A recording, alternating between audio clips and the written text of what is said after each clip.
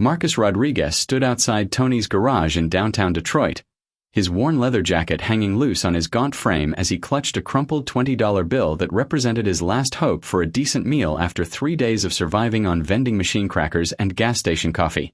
"Excuse me," Marcus called to the burly mechanic who was struggling with the engine of a vintage 1969 Dodge Charger, sweat pouring down Tony Salvatore's face as he wrestled with what appeared to be a transmission problem that had stumped him for the better part of a week.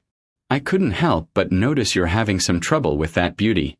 Maybe I could take a look in exchange for enough cash to grab some food." His humble request was delivered with the quiet dignity of someone who had fallen far from grace but retained enough pride to offer value in exchange for help rather than simply begging for charity. Tony looked up from the engine bay with obvious irritation, taking in Marcus's disheveled appearance, unshaven face, and clothes that clearly hadn't seen a washing machine in several days. "Listen, buddy," Tony said with barely concealed contempt. "This ain't a charity kitchen, and I don't need some homeless drifter messing around with a $60,000 restoration project that's been giving me headaches for days." The dismissive tone carried the arrogance of someone who assumed that appearances told the complete story about a person's capabilities and worth, a prejudice that would soon prove to be one of the most expensive mistakes of Tony's professional career. "You want to help? The street needs sweeping, and there's a McDonald's down the block if you can scrape together enough change from begging," Tony added with cruel satisfaction, his words drawing snickers from the other mechanics who had gathered to watch the entertainment of humiliating someone less fortunate than themselves. The mockery that followed Marcus's offer revealed the casual cruelty that prosperous people often displayed toward those whose circumstances had reduced them to desperation, their laughter echoing off the concrete walls while they made jokes about letting vagrants work on expensive classic cars. "Maybe we should let him wash cars for sandwich money," snickered Jimmy Torres, a junior mechanic whose own skills barely qualified him to change oil and rotate tires. "But I wouldn't trust him with anything more complicated than a garden hose and some soap." His contribution to the ridicule reflected the human tendency to kick those who were already down, finding entertainment in the suffering of others rather than recognizing the potential humanity and dignity that poverty couldn't erase. "Look at this guy," laughed Eddie Castellano, Tony's parts manager. "Probably thinks he knows about cars because he's been sleeping in them for months. Next thing you know, he'll be telling us he used to work for Ferrari or some bullshit like that." The cruel amusement that Marcus's situation provided for the garage workers reflected their assumption that homelessness equated to incompetence, ignorance, and unreliability rather than recognizing that circumstances could reduce anyone to desperate situations regardless of their education, experience, or professional achievements. "I appreciate the entertainment value," Tony added with sarcasm, "but I've got real work to do on this Charger, and the owner is expecting it back by Friday with a functional transmission that's been rebuilt to original specifications." His emphasis on real work was intended to highlight the supposed gap between Marcus's assumed capabilities and the sophisticated automotive restoration that Tony's garage supposedly specialized in, though the week-long struggle with the Charger's transmission suggested that Tony's expertise might not be as comprehensive as his arrogance implied.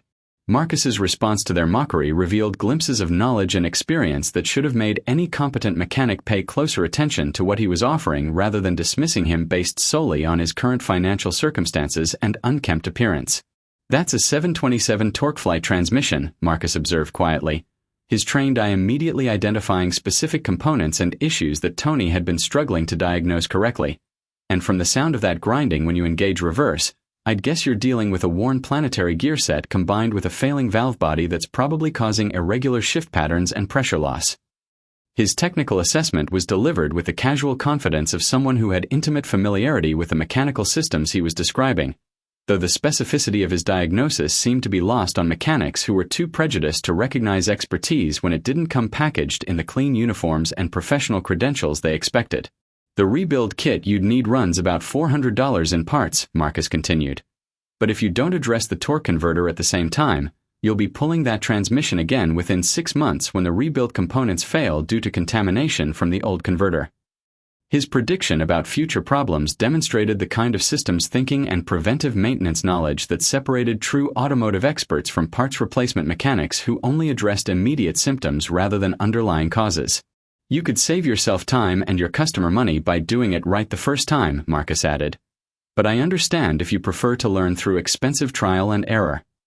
His gentle criticism of Tony's approach was delivered without malice, reflecting professional concern for proper repair procedures rather than personal animosity toward people who had treated him cruelly. The technical accuracy of Marcus's assessment began to penetrate Tony's prejudice as he realized that the homeless man was describing transmission problems with a level of detail and precision that exceeded what most certified mechanics possessed, forcing him to consider whether his initial assumptions about Marcus's capabilities might have been incorrect. "How the hell do you know about torque flight valve bodies?" Tony demanded suspiciously, his tone still hostile but now tinged with curiosity about how someone in Marcus's apparent situation could possess such specialized automotive knowledge. "And what makes you think you know more about classic Mopar transmissions than someone who's been running this garage for 15 years? The defensive question revealed Tony's insecurity about his own expertise while acknowledging that Marcus had demonstrated knowledge that deserved at least minimal respect rather than outright dismissal. Marcus's smile was sad as he considered how to explain decades of automotive experience to people who were judging him solely on his current circumstances. "I've worked on a few cars in my time, and the 727 was always one of my favorites because of its durability and performance potential when properly rebuilt." His understated response hinted at experience that went far beyond casual hobbyist tinkering, though he seemed reluctant to elaborate on credentials that his current situation would make difficult for skeptical mechanics to believe or verify. "The valve body issue you're dealing with is probably in the shift timing," Marcus continued, "which creates the harsh engagement you've been experiencing, and the pressure loss is likely from worn seals in the pump assembly that's allowing fluid to bypass instead of building proper line pressure." The persistence of Marcus's offer despite their ridicule began to wear down Tony's resistance as the garage owner contemplated the reality that he was facing a deadline with a transmission problem that had already cost him a week of lost productivity and frustrated customer relations. "Look, I don't know what your story is," Tony said with grudging consideration. "But if you think you can diagnose transmission problems better than certified mechanics, then prove it. I'll give you 20 minutes to look at this thing, and if you can tell me something I don't already know, maybe we can work out some kind of deal." His conditional offer was motivated more by desperation than generosity, as the Charger's owner had been calling daily to check on progress and threatening to take his business elsewhere if the restoration wasn't completed on schedule. "But if you screw anything up or waste my time with amateur bullshit, you're out of here, and I'm calling the cops to make sure you don't come back," Tony warned, his threat reflecting ongoing skepticism about Marcus's competence and trustworthiness despite his demonstrated knowledge of transmission components and common failure patterns. Marcus nodded his acceptance of the terms while approaching the Charger with reverence that surprised the watching mechanics, his hands moving over the engine bay with the familiarity of someone who had spent countless hours working on similar vehicles in professional settings that his current circumstances had forced him to abandon. 20 minutes should be plenty," Marcus replied with quiet confidence.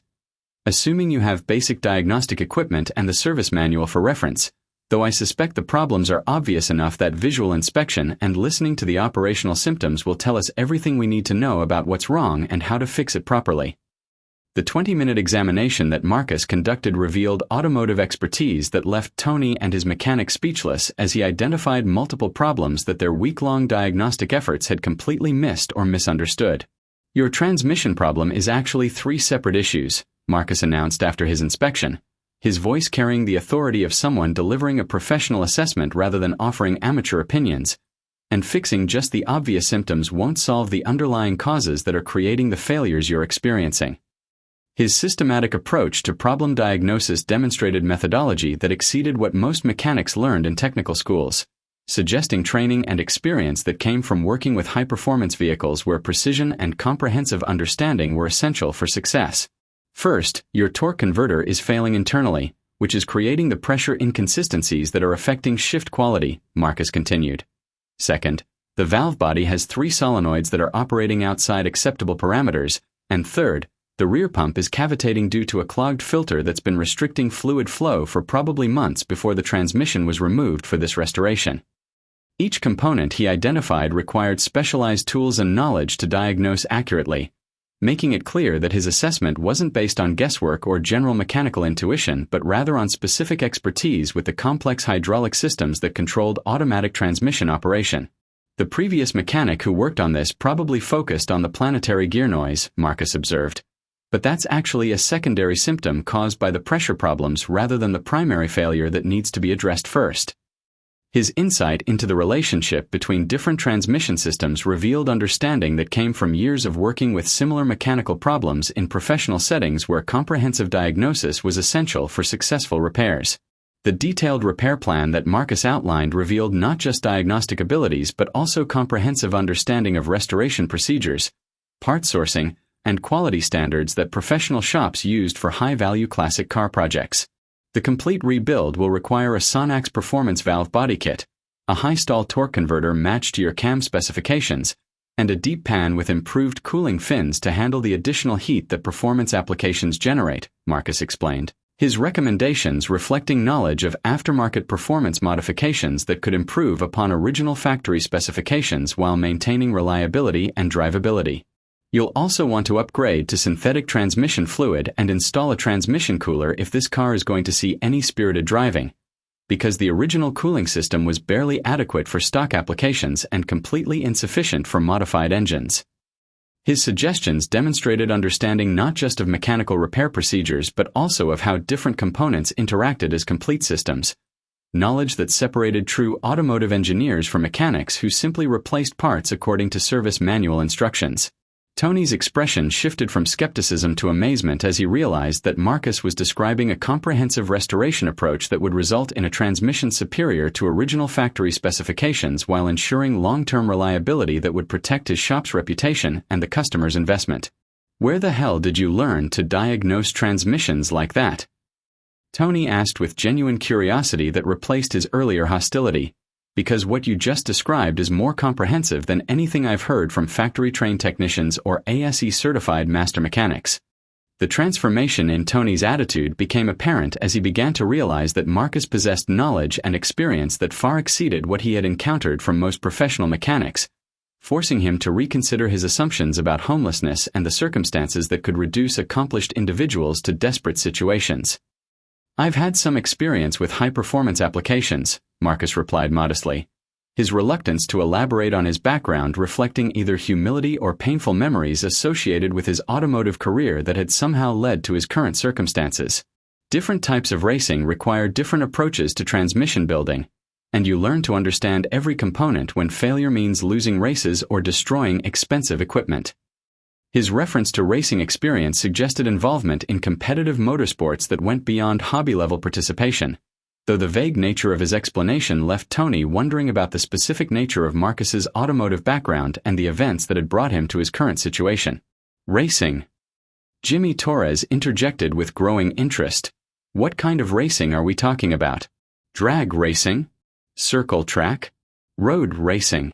His questions reflected recognition that different forms of motorsports required different technical approaches, and that Marcus's knowledge seemed comprehensive enough to span multiple racing disciplines. "I've worked on cars for various forms of competition," Marcus answered carefully. "But the principles of building reliable power and managing heat and stress are similar whether you're talking about drag racing, road racing, or endurance competition." The mystery of Marcus's identity deepened when he casually mentioned technical details and industry contacts that suggested involvement in professional racing at levels that most mechanics would never encounter, his knowledge extending beyond general automotive expertise to encompass specialized areas of motorsports engineering. "If you really want to maximize the performance potential of that 440 engine," Marcus said as he examined the Charger's motor, "you should consider having the cylinder heads ported by someone like Engine Masters or Indy Cylinder Head, because the factory castings have flow restrictions that limit power output even with aggressive cam timing." His recommendations for cylinder head modification revealed familiarity with professional engine builders and racing shops that serve high-level motorsports competitions, suggesting connections to automotive circles where such specialized services were routinely required. "The intake manifold could also be optimized," Marcus continued. "And if you're planning to run this car hard, you'll want to upgrade the fuel system to handle the increased flow requirements that come with serious performance modifications." His systematic approach to performance optimization demonstrated understanding of how multiple engine systems interacted to produce reliable power, knowledge that typically came from working with vehicles where performance and reliability were both critical for success. Tony found himself taking notes on Marcus's recommendations, realizing that he was receiving professional consultation that would normally cost hundreds of dollars per hour from certified performance shops or racing engine builders. The pivotal moment in understanding Marcus's true background came when he mentioned a specific racing incident that had been widely covered in automotive media. His casual reference to technical details revealing first-hand knowledge that could only have come from direct involvement in professional motorsports competition. "I remember working on a similar transmission problem at Daytona in '98, Marcus said absently while examining the Charger's driveline, when we had to rebuild a 727 between practice sessions because the torque converter failed during qualifying runs. His reference to Daytona and the specific technical challenges of rebuilding transmissions under race conditions provided clues about his professional background that made Tony's eyes widen with recognition. "Wait a minute," Tony said slowly. "Daytona in 1998. Are you talking about NASCAR or IMSA competition?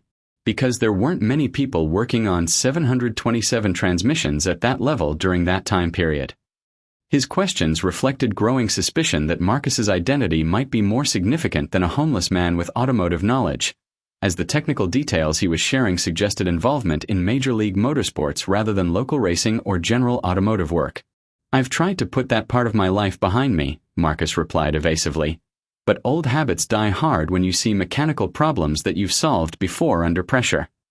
His reluctance to elaborate only intensified Tony's curiosity about the specific nature of Marcus's racing background and the circumstances that had led from professional motorsports to homelessness in Detroit.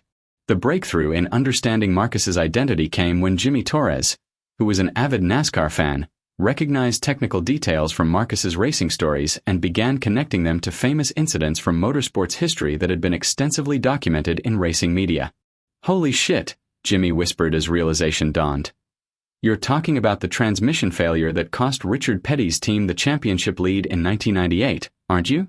That was front-page news in every racing magazine for months." His excited recognition of the racing incident that Marcus had casually referenced provided the key to understanding who they were really dealing with in their garage. "Marcus Rodriguez," Jimmy continued with growing amazement. "You're Marcus fucking Rodriguez, the transmission specialist who built powertrains for 3 NASCAR championship teams and won the 24 Hours of Le Mans as a crew chief for Ford Racing." The revelation that their homeless visitor was actually one of the most respected transmission builders in professional motorsports history sent shockwaves through the garage as Tony and his mechanics realized they had been mocking an automotive legend whose expertise had contributed to victories in the world's most prestigious racing competitions. "I thought you looked familiar," Tony said with embarrassment and awe, "but I never imagined. Man, what the hell happened to you? How did someone with your reputation end up on the streets?" His questions reflected the magnitude of Marcus's fall from racing celebrity to homelessness, a transformation that seemed impossible to comprehend given his legendary status in automotive circles. The confirmation of Marcus's identity transformed the atmosphere in the garage from casual mockery to respectful amazement as the mechanics began to understand that they were in the presence of someone whose expertise had shaped modern racing transmission technology and contributed to some of the most famous victories in motorsports history. "Jesus Christ, Marcus Rodriguez," Eddie Castellano said with reverence. "I've read about your work in Hot Rod Magazine and Circle Track. You revolutionized automatic transmission technology for racing applications, and your innovations are still being used by teams today." His acknowledgement of Marcus's contributions to automotive technology highlighted the irony that someone whose knowledge had advanced an entire industry was now reduced to begging for food money in exchange for mechanical work. "The Rodriguez 3-speed conversion for Ford C4 transmissions," Jimmy added excitedly. "That's your design, isn't it? Half the drag racing world uses variations of your modifications for their race cars." The recognition of Marcus's technical innovations demonstrated how his expertise had influenced automotive culture far beyond the specific racing teams he had worked with directly, making his current circumstances seem even more tragic and inexplicable. "I always wondered what happened to you after you disappeared from racing," Tony said quietly. "There were rumors about personal problems, but nobody really knew the details. The racing world just moved on like you'd never existed." His observation about how quickly the motorsports industry had forgotten one of its legends reflected the cruel reality that even extraordinary professional achievements couldn't protect someone from personal tragedy and the devastating consequences of grief and poor decisions. The story of Marcus Rodriguez's downfall began to emerge as he reluctantly explained how a combination of personal tragedy, industry politics, and self-destructive behavior had cost him everything he had built during his legendary career in professional motorsports. My wife and daughter were killed by a drunk driver in 2019, Marcus said quietly, his voice carrying pain that still felt fresh despite the years that had passed since the accident that shattered his world. And I handled their deaths about as badly as a person can handle losing everything that really matters in life. His admission revealed the personal tragedy that had triggered the cascade of poor decisions and destructive behavior that ultimately cost him his career, reputation, and financial security. I started drinking heavily and missing work, Marcus continued. And when you're responsible for building transmissions that have to perform flawlessly at 200 miles per hour, alcohol and grief don't mix well with professional responsibilities. The description of his descent into self-destructive patterns following the loss of his family provided context for understanding how someone with legendary technical skills could lose access to the high-stakes motorsports world where reliability and precision were literally matters of life and death. I made some mistakes that cost my team races, Marcus admitted. And word travels fast in racing when you become unreliable, regardless of your previous accomplishments or reputation. His acknowledgement of professional failures highlighted how personal trauma had undermined the technical excellence that had defined his career and made him one of the most sought-after transmission specialists in professional racing. The financial destruction that followed Marcus's professional downfall revealed how quickly success could turn to poverty when personal problems intersected with business obligations and industry politics that showed little tolerance for human weakness or recovery struggles. The racing world moves fast, Marcus explained. And when you start missing deadlines or making mistakes that cost teams money and championships, your contracts dry up pretty quickly regardless of your previous track record. His description of how the motorsports industry abandoned him during his grief and struggle with alcohol reflected the business realities of professional racing where current performance mattered more than historical achievements. I had savings and investments, Marcus continued. But grief counseling, rehabilitation programs, and trying to maintain my shop while I was too impaired to work properly ate through everything I'd accumulated during 20 years of successful racing. The revelation that he had exhausted his financial resources trying to deal with his problems while maintaining business obligations that he was no longer capable of fulfilling demonstrated how personal tragedy could create cascading failures that destroyed both career and financial security. By the time I got sober and tried to rebuild my reputation, Marcus said, the racing world had moved on without me, and my age combined with my recent history made it impossible to find work at the level where my experience would be valued. His description of being locked out of professional motorsports despite his legendary expertise revealed how unforgiving the industry could be toward people who had stumbled, regardless of their potential for recovery and continued contribution. The 3 years of homelessness that Marcus had endured since losing his shop and his racing career had been a journey through various cities as he searched for automotive work that would allow him to rebuild his life while dealing with the ongoing grief and guilt that had triggered his initial downfall. I've worked in salvage yards, independent repair shops, and anywhere else that would hire someone without recent references or a permanent address, Marcus said. But most of the work has been basic mechanical repair that doesn't require the specialized knowledge that I spent decades developing. His description of underemployment and wandering reflected how difficult it was for someone with highly specialized skills to find appropriate work when personal circumstances had severed their connections to the industries where their expertise would be most valuable. Detroit seemed like a place where automotive knowledge might be appreciated, Marcus continued. But the car industry here is mostly assembly line work or basic repair, not the kind of high-performance engineering that I understand best. His explanation of why he had come to Detroit revealed ongoing hope that his automotive expertise could still provide a path back to stability and self-sufficiency, despite the challenges of rebuilding a career and reputation that had been destroyed by grief and poor decisions. I'm not looking for charity, Marcus emphasized. I just need opportunities to prove that my knowledge and skills are still valuable, even if the circumstances of my life have changed dramatically from what they were during my racing days. The business opportunity that emerged from Marcus's consultation began to reshape Tony's understanding of what his garage could become if he had access to the kind of technical expertise that Marcus represented, transforming his perspective from simple automotive repair to high-end restoration and performance modification services. Marcus, I've got to ask, Tony said as he contemplated the implications of having a racing legend working in his shop. Would you be interested in more than just this one job? Because if you can deliver the kind of quality work that your reputation suggests, I think we could build something special here. His offer reflected recognition that Marcus's expertise could elevate the garage's capabilities and reputation in ways that would attract more sophisticated clients and higher value projects. I don't need charity, Marcus replied carefully. But if you're offering legitimate work where I can contribute value and earn fair compensation, then yes, I'd be very interested in rebuilding my career starting with projects like this charger. His cautious acceptance reflected both hope for professional rehabilitation and wariness about whether Tony's offer was motivated by genuine business opportunity or temporary sympathy that might disappear once the novelty wore off. This isn't charity, Tony assured him. This is business opportunity. Your knowledge could help us become the premier classic car restoration shop in Detroit, and that's worth a hell of a lot more than sandwich money. His enthusiasm for the business potential that Marcus represented marked the beginning of a partnership that would transform both men's professional circumstances while providing Marcus with the opportunity to rebuild the career and reputation that grief and poor decisions had nearly destroyed. The immediate impact of Marcus's involvement in Tony's garage became apparent as word spread through Detroit's automotive community that a legendary racing transmission specialist was now available for high-end restoration and performance modification projects. I've got 3 customers this week asking specifically for Marcus Rodriguez to work on their cars, Tony told his mechanics during their morning meeting, his voice reflecting amazement at how quickly Marcus's reputation was attracting new business to their previously struggling shop. These aren't basic repair customers. These are serious collectors and performance enthusiasts who are willing to pay premium prices for the kind of expertise that money usually can't buy.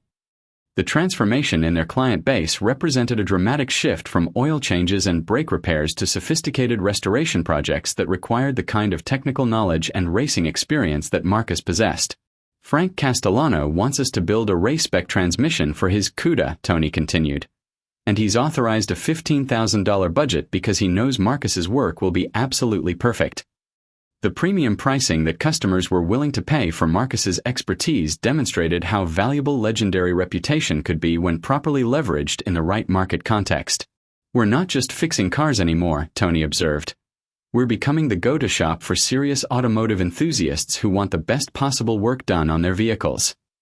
The transformation of Marcus from homeless outsider to valued team member began immediately as Tony introduced him to regular customers and suppliers as a consulting expert whose racing background would enhance the shop's capabilities and reputation.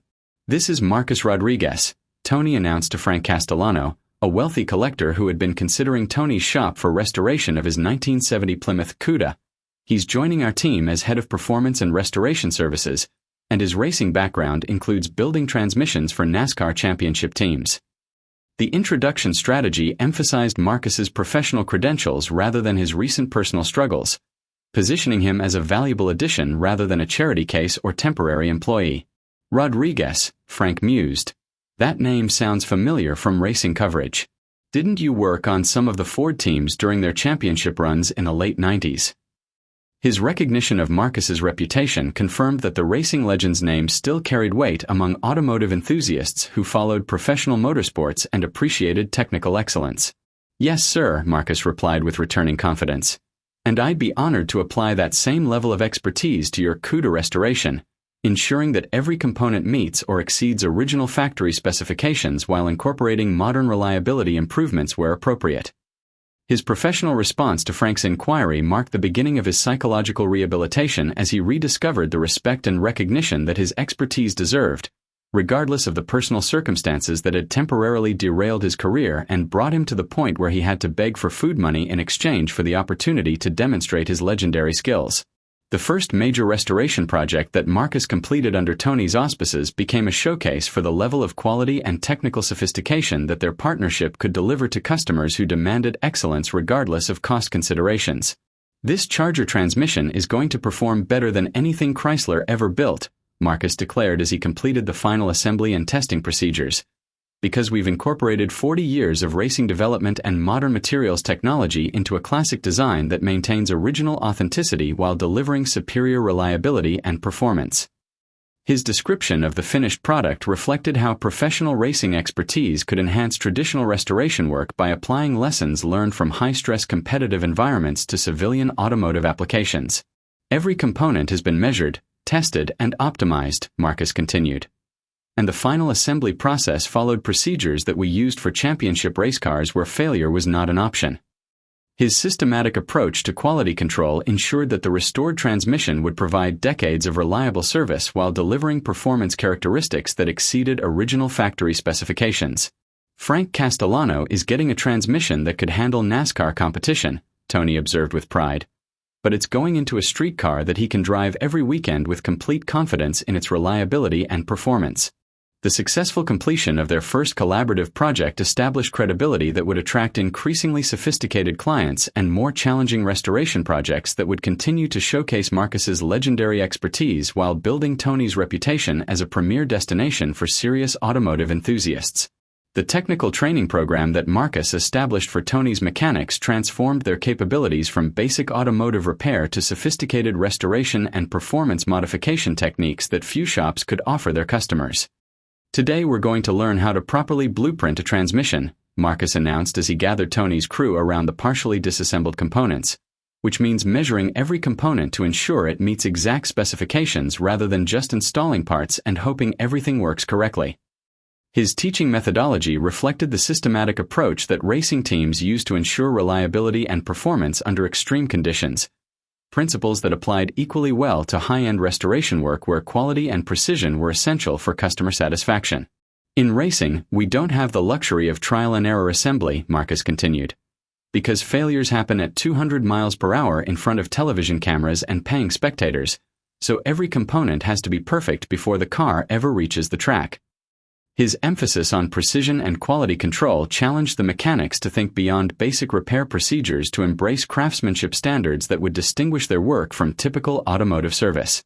The same principles apply to restoration work, Marcus explained, because customers who are investing serious money in classic cars expect results that exceed original factory quality and will provide decades of reliable service. His ability to translate racing expertise into civilian automotive applications demonstrated how professional motorsports techniques could enhance any automotive service business that was willing to embrace higher standards of technical excellence. The supplier relationships that Marcus established through his racing industry connections provided Tony's garage with access to high-performance components and specialized services that were typically available only to professional racing teams and major restoration shops.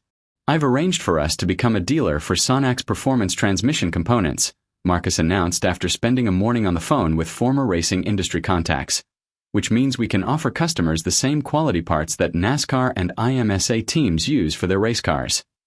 His ability to leverage past relationships for current business opportunities demonstrated how professional reputation and industry connections retained value even after personal circumstances had changed dramatically. "We're also going to start working with some of the machine shops that do work for racing teams," Marcus continued, because they can provide precision services that typical automotive machine shops can't match for critical components like valve bodies and pump assemblies. His strategic approach to building supplier networks reflected understanding that delivering legendary quality required access to legendary components and services, resources that his reputation could unlock for Tony's garage despite their relatively modest size and recent entry into high-end restoration work. "The key is maintaining relationships based on mutual respect and quality standards," Marcus explained, because racing industry suppliers work with shops that share their commitment to excellence rather than just ordering parts like commodities. His insight into business relationship management provided Tony with guidance that would help the garage maintain access to premium resources as their reputation and client base continued to expand. The media attention that began to surround Marcus's return to the automotive world created opportunities for both personal vindication and business development that exceeded what either he or Tony had initially envisioned for their partnership. Hot Rod magazine wants to do a feature story about the legendary Marcus Rodriguez's comeback, Tony announced with excitement as he read the email inquiry from the publication's editor, and they want to photograph the Charger transmission rebuild as an example of how racing expertise can enhance classic car restoration.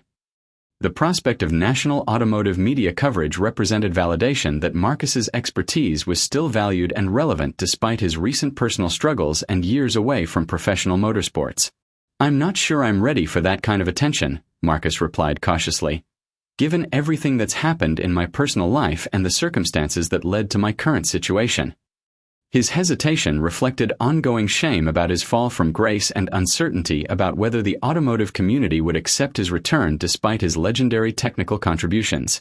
"Marcus, this is exactly what we need to establish our shop as a national destination for serious restoration work," Tony urged. And it's what you need to prove that your expertise is still valued regardless of the personal challenges you've overcome. His enthusiasm for the media opportunity reflected understanding that Marcus's story of redemption could inspire other people while showcasing the quality of work that their partnership could deliver to customers who demanded the highest levels of technical excellence. The emotional impact of Marcus's return to public recognition became apparent during the photo shoot for Hot Rod magazine as he found himself discussing his legendary career and recent struggles with automotive journalists who remembered his contributions to racing history. Mr. Rodriguez, your innovations in automatic transmission technology revolutionized competitive racing, said photographer Steve Chen as he documented Marcus's work on the Charger project. And many current NASCAR teams are still using variations of techniques you developed 20 years ago. The acknowledgement of his lasting influence on racing technology provided validation that his legacy had survived his personal downfall and continued to benefit the motorsports community. It's gratifying to know that the work we did back then is still helping teams win races, Marcus replied with returning confidence. Even if I haven't been directly involved in competition for several years. His response reflected growing acceptance of his current circumstances while maintaining pride in his professional achievements and contributions to automotive technology. The comeback story here is remarkable, added journalist Maria Santos. And it demonstrates that expertise and dedication can overcome even the most challenging personal circumstances when someone is willing to work hard and accept help from people who believe in their potential.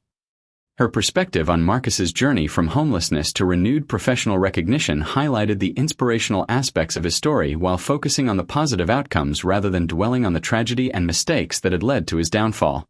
The expansion opportunities that emerged from their successful collaboration began to attract attention from racing teams and performance shops that were seeking access to Marcus's expertise for current competition projects rather than just classic car restoration work. I got a call from Roush Racing today, Tony announced with excitement. They want Marcus to consult on transmission development for their new NASCAR program, and they're willing to pay racing industry rates for his time and expertise. The opportunity to return to professional motorsports represented more than just income for Marcus. It offered validation that his reputation and skills remained valuable at the highest levels of automotive competition despite the personal struggles that had temporarily derailed his career. It's been 5 years since I worked on active race cars, Marcus said thoughtfully, but transmission technology hasn't changed as much as people think, and the fundamental principles of building reliable power under extreme conditions remain the same regardless of specific rule packages or manufacturer requirements. His confidence in his ability to contribute to current racing programs reflected the timeless nature of his expertise and the enduring value of knowledge gained through decades of successful competition at the highest levels of professional motorsports. The question is whether we're ready to handle that level of responsibility and time commitment, Marcus continued. Because racing work demands absolute reliability and perfect execution regardless of other business obligations or personal considerations. His realistic assessment of the challenges involved in returning to professional racing demonstrated maturity and wisdom gained through both success and failure in high-pressure competitive environments. The decision to accept the racing consultation opportunity marked Marcus's full rehabilitation from homeless outsider to respected industry expert whose expertise was once again sought by the most successful teams in professional motorsports. We're going to take the Roush contract, Tony announced after discussing the opportunity with Marcus and his mechanics, because working with a NASCAR team will showcase our capabilities and attract other high-end clients who want access to racing-level expertise for their own projects. His strategic vision for leveraging racing work to build their civilian business reflected understanding that professional motorsports represented the pinnacle of automotive technical achievement, and association with successful racing programs would enhance their reputation among serious automotive enthusiasts. This partnership has exceeded my wildest expectations, Tony reflected as he watched Marcus prepare for his return to professional racing. And it's taught me that sometimes the most valuable opportunities come disguised as challenges that test our willingness to look beyond surface appearances and recognize the potential that exists in every human being. The transformation of both men's circumstances through their collaboration demonstrated how mutual respect, shared commitment to excellence, and willingness to embrace second chances could create opportunities that benefited everyone involved while serving customers who demanded the highest levels of technical expertise and professional service.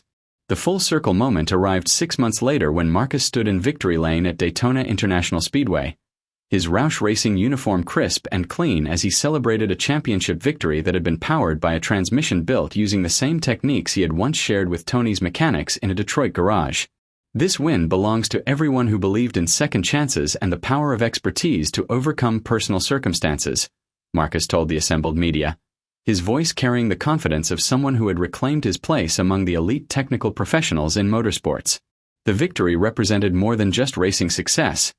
It symbolized the complete rehabilitation of a man who had fallen from the heights of professional achievement to the depths of homelessness and despair, only to climb back through determination, skill, and the kindness of people who were willing to look beyond appearances to recognize true value.